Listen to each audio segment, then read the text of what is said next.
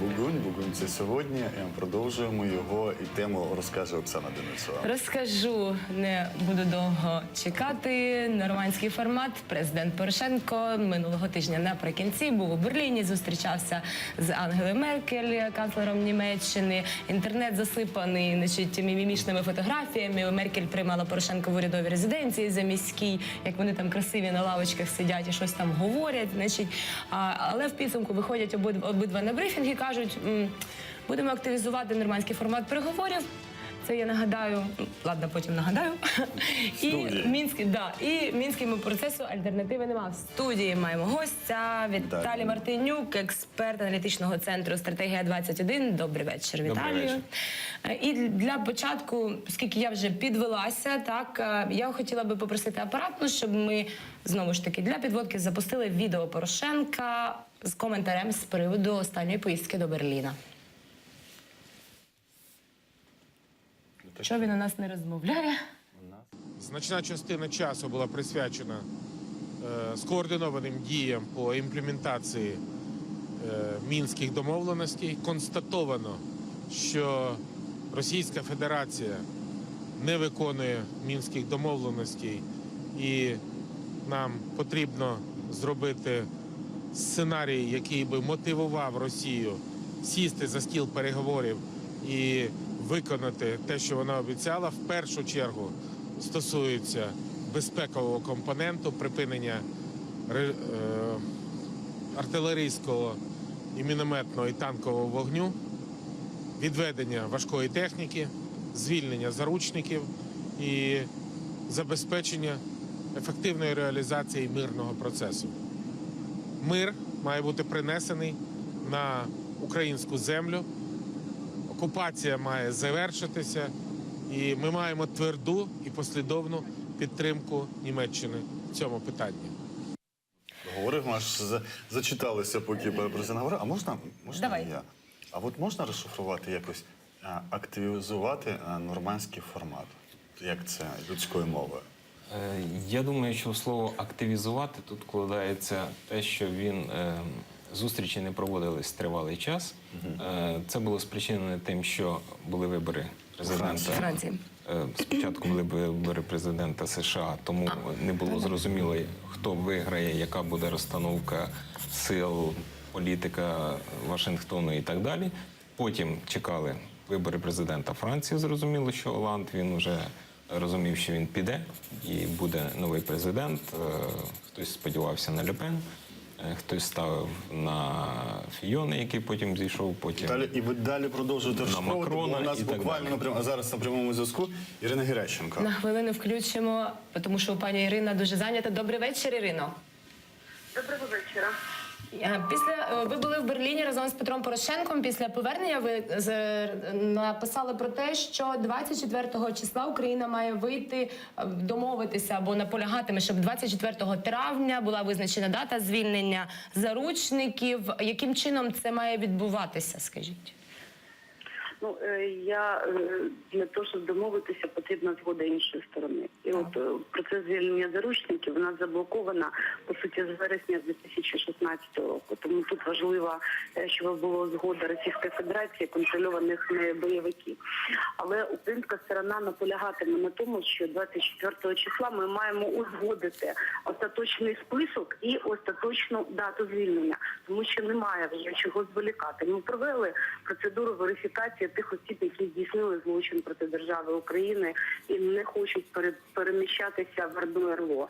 Ми готові тут до серйозних компромісів, а там, де це можливо, згідно українського законодавства, процедура помилування до здійснивши злочини, зради звільнення українських військовослужбовців і цивільних, що є в заручниках на окупованих територіях. Ми готові до цих компромісів. Єдине тут важлива згода іншої сторони, поки її немає. І тому ми будемо 24-го наполягати на тому, що досить зволікати, досить вигадувати якісь, чергові там причини, чому наші хлопці вже більше 2 років залишаються в заручниках. 24 число, Ірина, це, я так розумію, наступний Мінськ, правильно? Це 24 травня, це за 2 дні, це в середу. В середу ми маємо чергове засідання Мінських суд. Мінської групи. І скільки, нагадайте, зараз у списку на обмін наших і тих, що ви верифікували злочинців з того боку? Насправді Україна бореться за звільнення 128 громадян, які знаходяться на території ОРДО, але є кілька проблем. Перше, це нам не підтверджують от всіх цих людей в списку. Представники так званої ОРДО, вони говорять про наявність 50 осіб, це цивільні і військові, хоча ми знаємо про місце знаходження більше ніж 70 осіб. І, до речі, от в цьому списку є і Ігор Козловський, якого нам дуже довгий час не підтверджували представники ОРДО. Вони говорили про те, що це житель, гражданин ДНР, і він не може бути в списках. Ну, абсурдність подібної історії навіть в форматі Мінська очевидно, тому що згідно Мінських угод окуповані території тимчасово, вони тимчасово окуповані території. Це частина України, а ніякі ЛНР і не ДНР. Але для нас дуже важливо знайти інформацію, встановити долю от всіх людей, які є в цьому списку СБУ, як заручники. І інша сторона вимагає передати їм за оцих 50 людей, яких не підтверджують, більше 600 осіб. Але з цих 601 осіб там 10-та частина, близько 60 людей. Це ті, хто або здійснили дуже важкі злочини, або злочини не пов'язані з зоною. Наприклад, причетні до терактів в Одесі і в Харкові. Очевидно, що вони не можуть потрапити ані під амністію, ані в будь-які списки, тому що кожна лавочка по звільненню всіх ребят, розумієте? Є історія, яка обумовлена Мінськими угодами. А друге, що дійсно є кілька сотень людей, які не хочуть переміщатися в БРУ, і от якраз процедура верифікації цих людей завершена. Власне, тепер потрібно вже остаточно вийти на повний список, на дату. Ми до цього готові. Ми їдемо з конкретними позиціями. Як це буде вести друга сторона? Мені сказати важко, але я вам скажу чесно, що ми не поки що готовності, бажання просуватися в гуманітарних і в безпекових питаннях. І ми будемо про заручників. Я часто чую критику, та от це Україна там щось не дороблює, не демонструє компроміс. Це неправда. Інший приклад. КПВВ «Золотое», яке ми ще в березні минулого року українська сторона відкрила, досі заблоковано. Це хто його блокує? Інші приклади – це щоденне порушення режиму тиші. Інші приклади – це ставлення бойовиків до місії СММ ОБСЄ. Просто ганебне абсолютно. І це всі ці теми, до речі, обговорювалися і гуманітарний, безпековий блок, і нормальна робота місії саме під час зустрічі президента Порошенка з канцлером Ангелою Меркель. Вона дуже добре поінформована і в ситуації на Донбасі, і в ситуації в Україні. Такий щирий дуже був інтерес відносно тих деталей, які сьогодні складають саме правду того, що відбувається на Донбасі. Зрозуміло, Ірино. А скажіть, будь ласка, от ви кажете, це правда насправді. Я вам вірю в цьому, що українська сторона працює, але Росія, не думаю, я знаю, як ефірне слово підібрати, їй все одно, так? Вона не хоче виконувати домовленості. То чи є?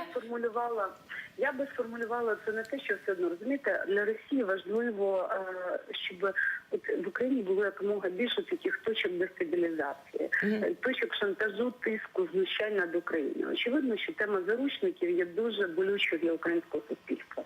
Це наші люди, це наші громадяни, це наші герої. В них є родини. Родини живуть в різних містах України. І, очевидно, Росії навіщо їх відпускати бойовикам? Якщо це чудовий привід тероризувати родини, тероризувати Україну, набивати ціну, знущатися над цим показувати, що, а от бачите, влада нічого не робить. Хоча, я ще раз хочу наголосити, що немає такої зустрічі міжнародної, де б тема заручників не піднімалася. І в тому числі, не просто по цифрам, а поіменно, за розповідями долі, інформація про цих людей. Власне, просто Російській Федерації вигідно мати цю історію як ще один елемент тиску і шантажу України, і особливо в контексті санкцій. Сьогодні тільки формується, наприклад, позиція і політика нового кабінету французького президента. Можна тут спробувати, а раптом вийде, давайте ми заручник відпустимо, будемо говорити про те, що це ж ми виконали Мінські угоди, і намагатися спригнути частково з санкцій. Я маю на увазі позицію Російської Федерації. Тому, на жаль, наші заручники стали елементом просто шантажу Росії в цій великій політичній грі. Розумієте? Дякуємо. Це була Ірина Геращенко, перший Дякуємо, віце-спікер Ірино. Верховної Ради. Дякую, що приєдналися до нашої розмови. Ми продовжуємо говорити з експертом стратегії 21 Віталієм Мартинюком. Правильно я сказав. І я перебив вас на слові активізація. Ви казали Нормандського формату. Да, нормандського Так, формату. тобто активізація після досить довгої перерви, яка була пов'язана, президентські вибори у Франції. Вони відбулися, переміг Макрон.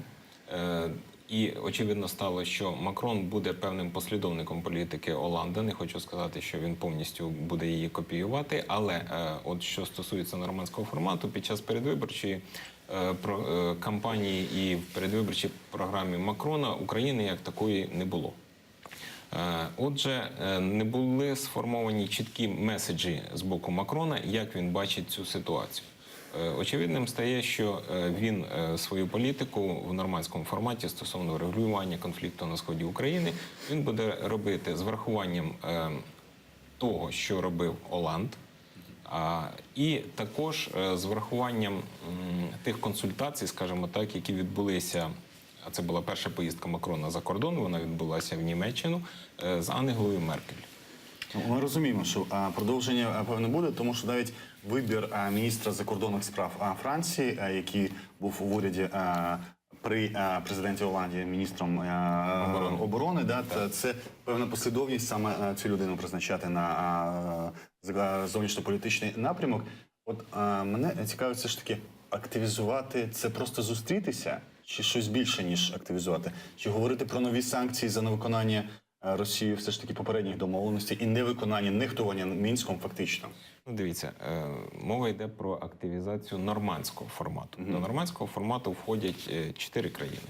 Це Україна, Росія, Франція, Німеччина. Отже, активізувати лідерів 4 країн у цьому форматі. Ви вважаєте, що він щоб він ефективний? запрацював. Ефективності ми не бачимо поки що. Я про те От саме. дивіться, ми коли розподіляємо, Оксана теж розподіляє, нормандський формат, він фактично і створив вже Мінськ. Мінський Мінський мирний план реалізовується завдяки переговорній групі на найвищому рівні в нормандському форматі. Да. Тому Мінськ... Візьмемо так, що нормандський формат – це стратегічний рівень. Стратегічний рівень врегулювання конфлікту.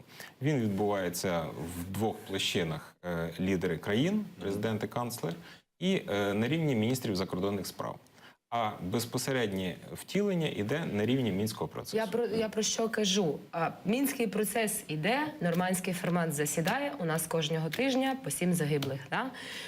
Росія клала на всіх, значить, в частині виконання, вибачайте, ефірне слово довго шукала, не знайшла. Не нехтує, вона навмисне не виконує мінські домовленості, особливо в безпековій частині. Так? Європейські лідери та і наш, в принципі, у них таке враження, що вони вже стомилися писати щось нове і тягнуть цей мінський формат як волинку. Це тягнуть і потягнуть. Так? Він неефективний. Чи є, як ви вважаєте, альтернатива? Так? Мінському процесу може якийсь інший документ, може якийсь інший формат роботи для того, щоб це запрацювало? Ви називаєте це мінський формат. Так. Мінський процес, так. Отже, ми знову повернулися до мінського процесу. Врегулювання конфлікту. Альтернатива мінському процесу. Так. Чи існує вона? Так. Альтернатива завжди існує. Чи реальна вона? Навряд. Навряд, я вважаю, через те, що було дуже важко досягти домовленостей з Росією у лютому 2015 року. Надзвичайно важко. Тому Європейський Союз міцно тримається. Ми зараз говоримо Європейський Союз, але яскравими представниками єдиними в нормандському форматі є Німеччина і Франція. Вони дуже міцно тримаються за цей за мінські домовленості, за мінський процес, тому що вони розуміють, що досягнути інших домовленостей з Кремлем на сьогоднішній день буде практично неможливо. Що якщо відмовитись від Мінська, то не буде жодної зачепки, не буде навіть пояснення, чому продовжувати санкції проти Російської Федерації, а вони продовжуються через те, що Росія не виконує мінські домовленості. До речі, з мінських домовленостей виконується тільки один пункт. Який? 13-й. 13-й пункт, який каже продовжити роботу тристоронньої контактної групи. Клас. Це заголовок. Частково виконується 7-й пункт, який стосується надання міжнародної гуманітарної допомоги в зоні конфлікту. Частково, тому що дуже часто ми бачимо блокування вантажів з гуманітарною допомогою з України і періодично від міжнародних організацій. Все решта не виконується. Дуже важливими є виконання перших 3 пунктів. Це припинення вогню, відведення, обмін заручниками, полоненими. Але, знову ж, це навіть не працює. Якби вдалося досягнути виконання хоча б перших 3 пунктів, це був би суттєвий крок вперед. Чи вдасться це зробити в нормандському форматі, про який ми говоримо, а слід очікувати, що якраз засідання його має бути дуже скоро, тому що вибори в Франції відбулися в Німеччині на осінь заплановані вибори. Ангели Меркель треба і в зовнішній політиці теж показувати певні досягнення, що не вдалося зробити Німеччині в 2015 році, а ми пам'ятаємо, що Мінські домовленості мали бути виконані до 31 грудня 2015 року.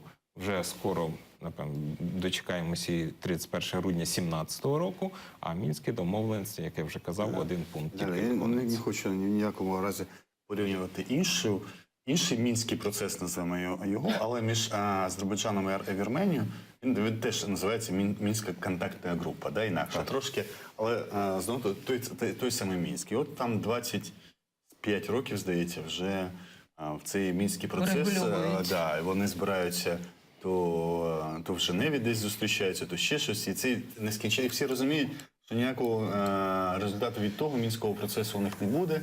В кого буде сила, тут або відстоїть Карабах, або відвоює його назад. А у нас не те саме? Дуже не хотілося б, але тенденції показують затягування конфлікту. Затягування конфлікту на сході України. І зараз ми навіть поки що не говоримо про Крим. Тому що навіть на міжнародному порядку денному першим стоїть Донбас, схід України. Тому що там тривають бойові дії, тому що російська сторона і проросійські бойовики порушують мирні домовленості, порушують режим припинення вогню. І через те якраз цей регіон є найбільш вибухонебезпечним. Отже, міжнародна спільнота, скажімо так, в цілому, вона зацікавлена, перше, в тому, щоб припинити будь-які бойові дії. Ви провели аналогію з Нагорним Карабахом. Я намагався не робити аналогію, тут хоча б на назві. Ну, по процесам, що є інші багато прикладів. Це і Женевський формат Грузія, Росія, Осетія, Абхазія, це і 5+2 Придністров'я, і все це триває роками і не закінчується. Не закінчується, тому що немає зацікавленості в Кремлі припинити, урегулювати ситуацію і відновити нормальне функціонування територій в рамках країн, яким вони припадають. В нашому випадку це Донбас. Але ж якщо ви говорите, ну так ви натякнули, що Росія розуміє мову сили, в даному випадку мову санкцій, так, наприклад. І ви сказали, що нормандський формат і мінський процес потрібні для того, щоб Європа на якихось підставах продовжувала санкції проти Росії, правильно? Так може санкції треба посилити для того, щоб Росія захотіла домовлятися, вирегульовувати конфлікт? З нашої точки зору, звичайно, санкції треба посилити. Але от ситуація якраз в тому, що кожних півроку Євросоюз продовжує ці санкції. І ми зараз не говоримо про санкції інших країн, в першу чергу США, а також інші країни, які не є членами Євросоюзу. Одразу трошки переб'ю вас. До наявних санкцій Росія вже адаптувалася, на вашу? Як адаптувалася? Розумієте, санкції, вони не мають миттєвої дії. Особливо з боку Євросоюзу. І ситуація в Росії, зараз я не можу апелювати цифрами, але вона погіршується і от цей процес, вона дещо начебто адаптувалася, але поступово вона буде все більше і більше відчувати їхню дію, тому що немає нових технологій. Немає нових технологій, вона не може реалізовувати свої проекти по видобутку енергоресурсів, на чому, власне, стоїть російська економіка. Вводяться обмеження щодо економічної співпраці з Російською Федерацією. От воно все може, як такий сніжний комок, буде наростати. Тому всі міжнародні експерти, економісти, вони кажуть, що від санкцій якраз ефект такий негативний, він приходить трохи з запізненням. Він не є досить швидким. Тому Тут краще в Росії, я би сказав, оперувати. я б сказав, в Росії пройшов шок від введення санкцій. І от в цій площині вона зараз уже живе. Ну, санкції і все. Тобто цей шок вони знімали і пропагандою, що там іскандери санкцій не бояться, так, і Не тому смішіть подібне. наші іскандери, да, я пам'ятаю. Так. От. Але, знову ж таки, просто продовження санкцій, на мій погляд, це недостатньо для того, щоб натиснути на Кремль. Сполучені Штати періодично посилюють санкції, вони вводять персональні санкції. Євросоюз щороку продовжує, і кожний щороку ми переживаємо, чи знову ж таки продовжить, тому Не що хочуть Росія зараз активно збільшити працює. цей термін до З року. півроку да? до року. Да. Це була оприлюднена ця ініціатива, щоб не на півроку, а на рік. Але поки що, знову ж таки, невідомо. Побачимо в червні. Ну да, і глобально ж нічого не зміниться. Будемо не раз на півроку переживати, чи продовжать, а раз на рік. Ну, тобто... А можливо, ви згадуєте, ну, десь 2 роки тому, рівно 2 роки тому, ні, не рівно 2 роки тому, десь 1,5, міністр закордонних справ України Клімкін казав про можливість створення формату Женєва Плюс, щоб включити туди Крим, Женєва Сталін мінус. Плюс, Нормандія мінус. І щось ми так, от як заплюсували і так забули трошки. Ніде, навіть якщо ви наберете в гуглі Женєва Плюс, воно вам покаже що завгодно, аж до Червоного Хреста. Але ну, це було що? Так, ну, звичайно, нам болить не тільки Донбас, нам болить Крим. Ну, так менше болить, да? Як, ну, там, якісь знеболювальні є там по Криму. Знову ж таки, через те, що там немає відкритих зіткнень і немає загрози втрати людських життів в великій кількості. Хоча обстріли, які ми спостерігали минулого тижня, і це околиці Авдіївки, і смерть мирних жителів, вони показують, що не все так просто. Немає лінії зіткнення на адміністративній лінії між Кримом і територіальною Україною. От через те, можливо, менша увага. Але знову ж таки порушення Російської Федерації прав людини в Криму, вони, ці порушення якраз і привертають увагу до проблеми Криму. От тільки із-за того, що там не палає. Можливо, із-за цього трошки менша увага. Ну, саджають там людей на 10-12 років, да? В тому числі там, кримських татар, українських журналістів, там, ну, засуджують найстарішого журналіста з України, з Миколу Симону. Ну, зникають люди, ну, змушують ФСБшники копати собі там могили людям, потім відпускають, а когось не відпускають. Не знаю, ну, оце не палає, да, якби. Ну, там... Це відбувається в такій площині, я б сказав, політичній. Це обговорюється в Раді Європи, в Європейському Союзі. Іде в площині прав людини. Тут іде в площині військово-політичного врегулювання. От через те так трохи розводиться. Звичайно, ми хотіли, щоб все було в одному комплексі, тому що винуватець цих подій один – Російська Федерація.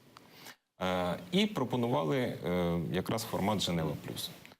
Зараз вже очевидно, що цей формат не підтримала міжнародна спільнота, не підтримали в Євросоюзі. Напевно, вони сказали, нам це не повідомляється, але напевно вони сказали, зачекайте, давайте вирішимо цю гарячу проблему, от там стріляють кожного дня, там постійно гинуть люди, а потім вже будемо якось рухатися далі, потім переговори і так далі, і так далі. Євросоюз дуже любить переговори. І, Ми помітили. Так, тому що намагається врегулювати все мирним шляхом. Після Другої світової війни всі протиріччя в Європі в основному вирішувалися шляхом переговорів. Були війни на Балканах, але знову ж таки там все закінчилось різними процесами, підписанням мирних угод, Дейтонської угоди, і начебто вдалося все там погасити, хоча зараз Балкани теж залишаються досить напруженою, не військово напруженою такою точкою на мапі Європи. Отже, Женева Плюс не спрацював. Не спрацювали ще дуже багато ініціатив, наприклад, введення миротворчого контингенту. введення поліцейської місії ОБСЄ. Ви про нас зараз чи про, Про нас, А, про нас, ну, про ну, Україну. там ще, ну... Це всі ініціативи, які озвучував і міністр Зараз закордонних з тобою справ. говорили теж про Ні, ці так ініціатива була, вона ініціативи. ніде не прописана, по-моєму. І, по-моєму, вона ще на переговорах не озвучувалася навіть. І це тільки от з Пар'є вони приїхали зараз, наша делегація, і тільки завели про неї мову, про поліцейську місію. По всій ділянці Поліцейська місія ОБСЄ.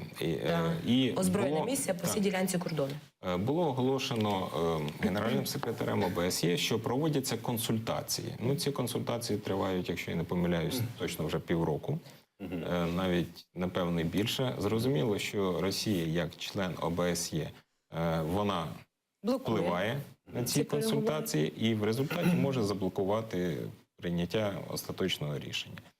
Росія з свого боку казала, ну добре, ми там погодимось на озброєння спостерігачів ОБСЄ для власного захисту.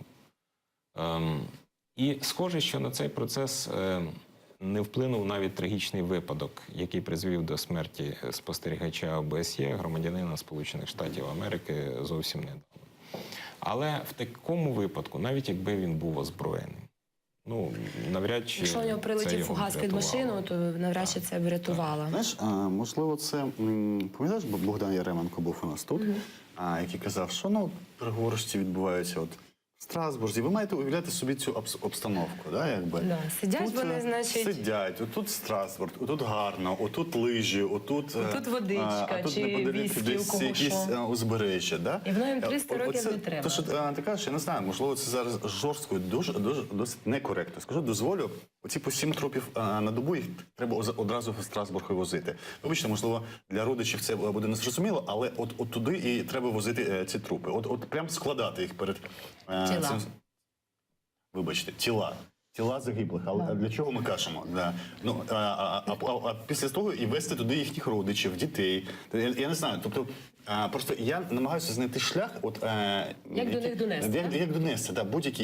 І Крим доносити. Да, коли я кажу, чи під Страсбургом копати ці могили, от показувати їм, що відбувається в Криму, от як це робиться. Тому що інакше, ну, якщо зараз слухати, от мені самому нудно сидіти і обговорювати цю тему. Бо в мене враження, що ми 2 місяці лише в ефірі, іноді присвячуємо і Донбасу, і Криму, але ми по колу кажемо переговори, мінський процес, якийсь набір слів, які ми...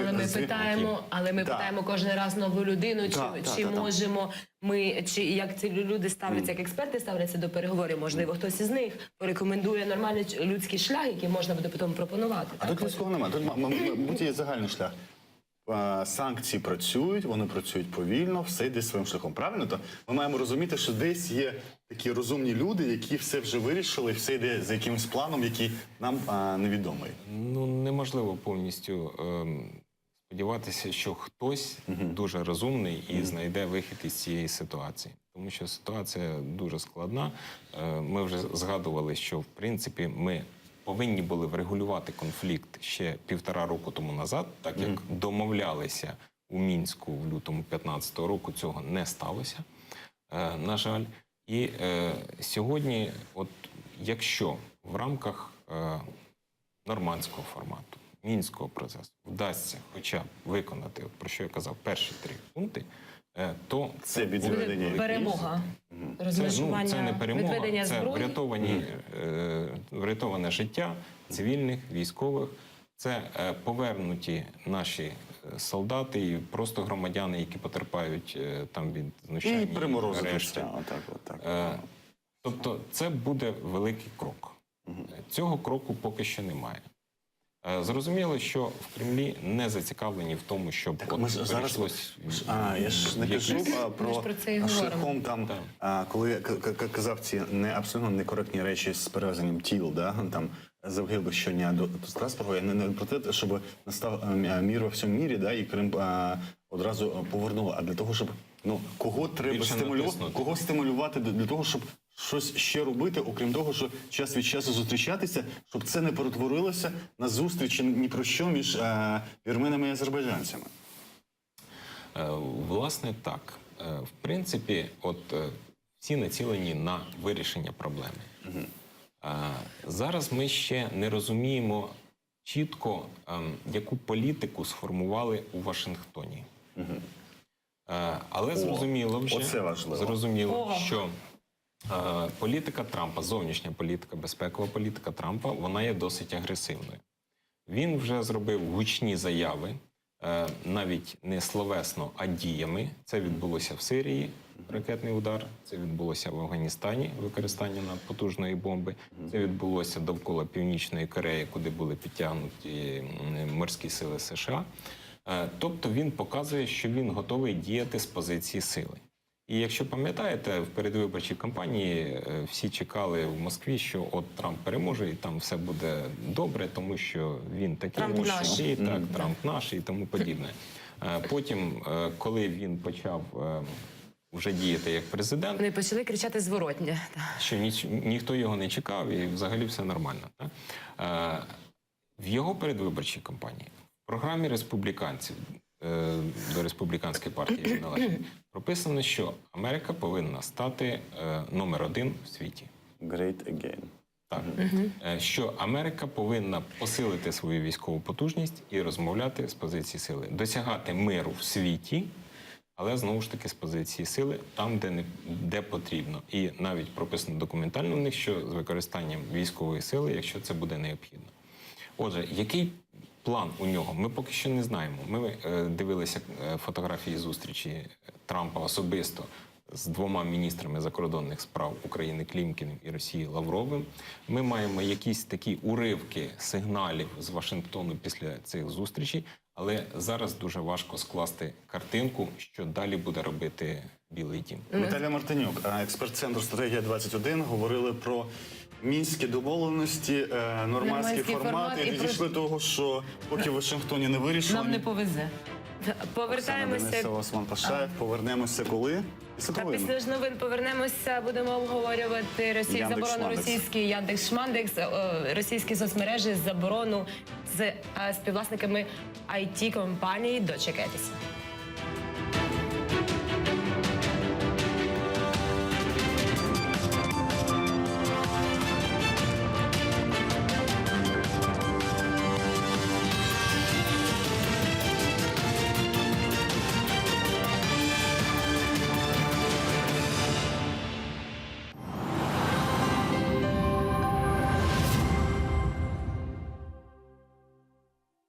Корупція